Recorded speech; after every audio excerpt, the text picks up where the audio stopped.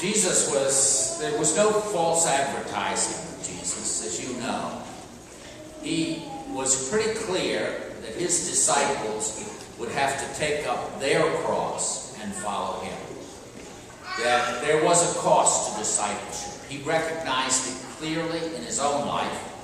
The context of this gospel reading I just read from Luke is that he is on his way to Jerusalem and he knows what's coming.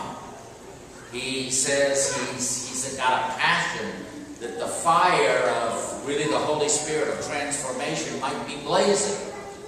His whole life was about that, about proclaiming the presence of the reign of God and the invitation.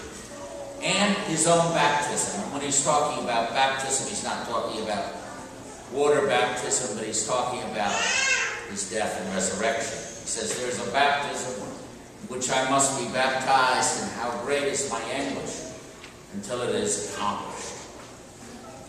Last week I was talking to a person in another parish.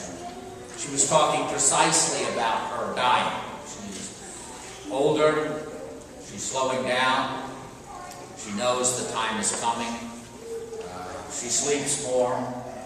She said death is coming. And there was a kind of, she even talked about it, not an anguish, but almost a desire that it be done.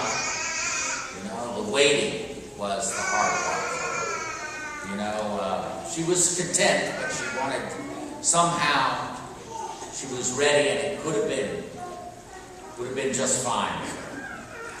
Jesus that's the kind of feeling you get from him.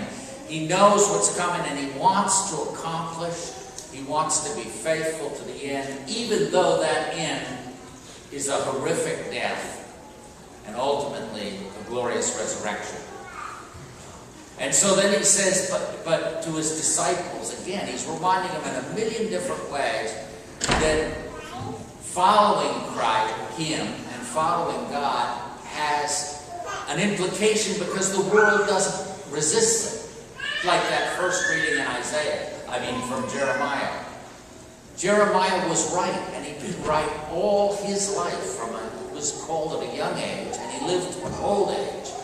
And he did survive the destruction of Jerusalem. But it brought him no pleasure to spend your whole life saying, you've got to reform your life and build it on the traditional relationship with God, not on greed, not on vengeance, not on pride, but on your covenant relationship with God, over and over again. And even this foolish military conflict, the one that he talks about, Zedekiah, the king, he was a puppet king. And somehow he got it in his mind. He'd already been defeated. His father had been replaced already by the king of Babylon 10 years earlier. And how he thought he could beat the superpower of the Middle East at that time, which was Babylon, was foolish. And Jeremiah saw that it would be better to save the people.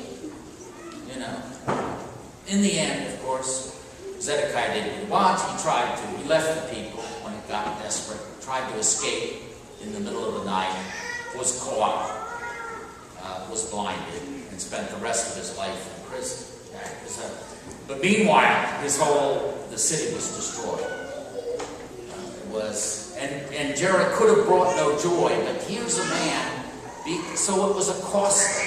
Constantly, he's calling people, look, rediscover what really your relationship with God is. It isn't based on greed. It isn't based on idolatry. And it isn't based on vengeance. It isn't based on pride. But it's based on a loving relationship with God. And Jesus knew that would cause division. I mean, I don't know of any family, well, maybe some, but most families where there isn't some kind of division about the truth, about living the faith. Sometimes people want to do what they want to do, you know, and no matter how the message is brought, they're like the people in Jeremiah's time. They're going to do what they're going to do. You know? And that leads to division. And Jesus was very realistic. He didn't back away from it either personally, and he didn't recommend that you and I back away from it. He didn't go looking for trouble, so to speak, no more than Jeremiah did. But he knew that fidelity to the truth would inevitably cause conflict. And he wanted us to know that, and he wanted us to accept that our fidelity was going to break people the wrong way. The temptation is to back away.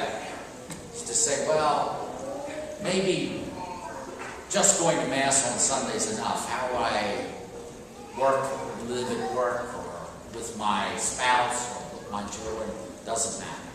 We know that's nonsense. And yet there is a temptation to say, let's back away.